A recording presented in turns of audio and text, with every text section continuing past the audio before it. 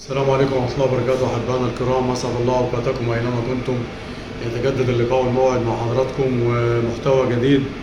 بنقول مبروك لنادي الزمالك، ومن الروح الرياضية لو أنت بتشجع الأهلي تقول مبروك للزمالك، ولو أنت زملكاوي ألف مبروك، بنقول لك ألف مبروك. وهي دي الروح الرياضية يا جماعة، كرة فوز وهزيمة، ويوم ليك ويوم عليك. تمام، والدنيا بتمشي، الدنيا ما بتقفش على فرقه خسرت ماتش، فاهمني. الناس بقى هتلم العده وهتروح تقفل النادي، مفيش الكلام ده. بس الاهلي يعني الاهلي بيتعاقب على اساس ان هو خلاص اخد جماهيره ان هو مفيش غلطه، مفيش حاجه اسمها هزيمه، مفيش حاجه اسمها يخسر بطوله. وده يا جماعه مش موجود. اي فرقه خلقها ربنا، الريال، مانشستر، برشلونه، بيخسروا بطولات وبيخسروا مباريات. نهدى يا جماعه، او جماهير الاهلي تهدى.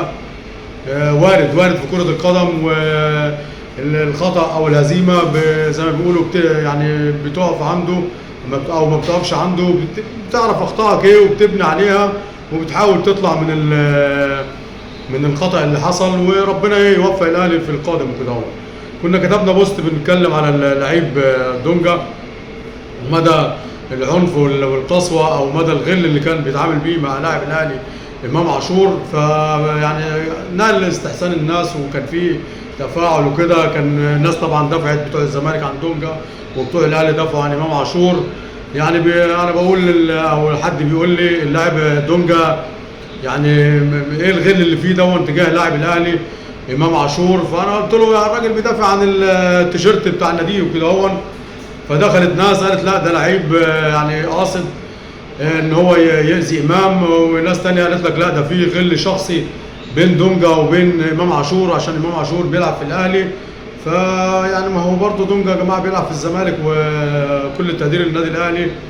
تمام. وجالنا اتصال من يعني شخصيه مرموقه ان دونجا اتصل بيه وقال له ان امام عاشور عشان الحق يرجع لاصحابه زي ما كتبنا في احد البوستات، ان امام عاشور هو الراجل بيقول دونجا ان امام عاشور غلط فيه. ويمكن قال الكلام مع ابراهيم فايق على في قناه MBC مصر، ويعني هو ما يقصدش غل وكده. ونتمنى انها تكون نرفزه ملعب، ونتمنى انها ما تكونش يعني حقد على امام عاشور او غل من امام عاشور، ان هو انتهى من الزمالك راح للاهلي. ومش نهايه الدنيا للعالم يا جماعه ان لعيب ينتقل من فريق لفريق او الفريق المنافس او كده. حسام حسن بجلاله قدره انتقل من الاهلي راح الزمالك تحت اي ظروف، بس برضه انتقل من الاهلي راح للزمالك. رمضان صبحي ساب الاهلي وراح بيراميدز، وكتير امثله كتير. جمال عبد الحميد ساب الاهلي وراح الزمالك.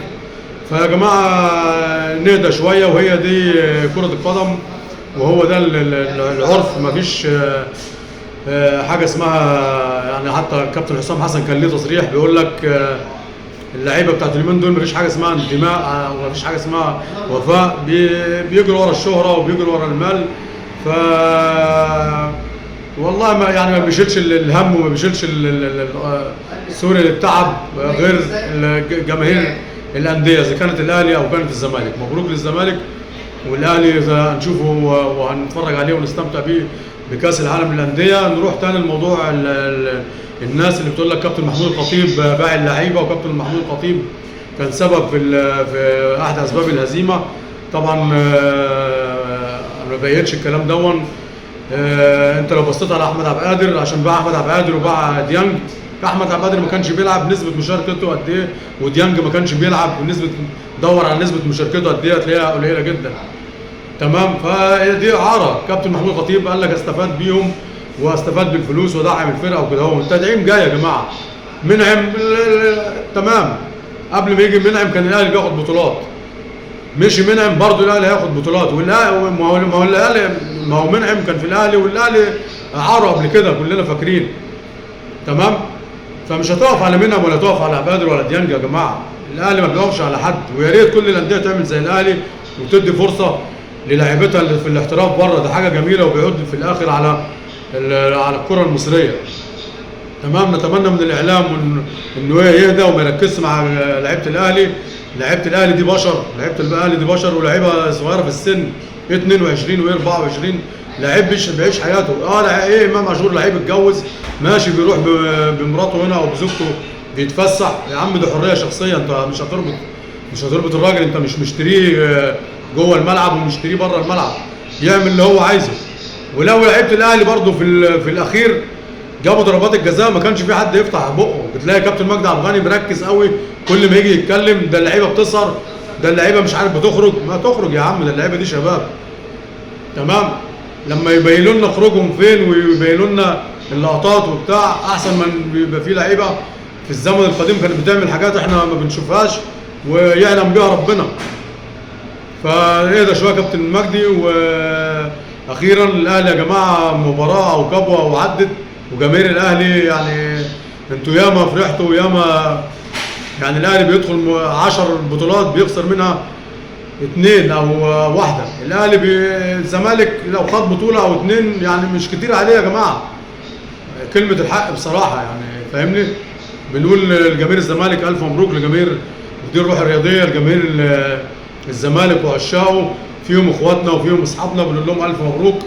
وجماهير الاهلي مباراه يا جماعه او بطوله وراحت، والاهلي قادر انه يعود في يعني في اقرب فرصه واقرب بطوله. نتمنى الاهلي يحقق بطوله، يحقق مركز يعني، وليه لا ياخد بطوله العالم للانديه. تمام. والاهلي قادر ان هو يمتعنا من جديد ويحرز بطولات من جديد. كل التوفيق للنادي الاهلي، وبرضه مبروك للنادي الزمالك، وكله في مصلحه منتخب مصر يا جماعه. وجماهير الاهلي تهدى، ومباراه وعدت عادي جدا. تمام. وندعم كابتن محمود الخطيب، جماهير الاهلي مش الفرقه وقعت في ماتش، لا ده الخطيب ما دعمش الفرقه، كابتن الخطيب بخلان على الفرقه. يا ريت كل رؤساء الانديه زي كابتن محمود الخطيب. مش هطول عليكم، وكل التوفيق لكل انديه مصر، والاهلي يعود من جديد ويفرح جماهيره من جديد. نسيب بقى يا جماعه امام عاشور ولاعيبه الاهلي، دي لعيبه حريه شخصيه، روحوا هنا احنا لينا الملعب والمستطيل الاخضر، ووارد ان اي فرقه يحصل لها كبوه وتقع في مباراه وعادي جدا. اي نعم انا معاك ان لعيبه الاهلي راحت المباراه وفيها نوع من الغرور او نوع من الكبر او الاستهتار، لعيبه الاهلي الزمالك احترمت فرقه الاهلي والنصر كان حالفها وربنا وفقه. السلام عليكم ورحمه الله وبركاته، وكل التوفيق لانديه مصر، والاهلي يعود من جديد بطل ويفرح جمهوره. السلام عليكم ورحمه الله وبركاته. كوره مع نصر الله.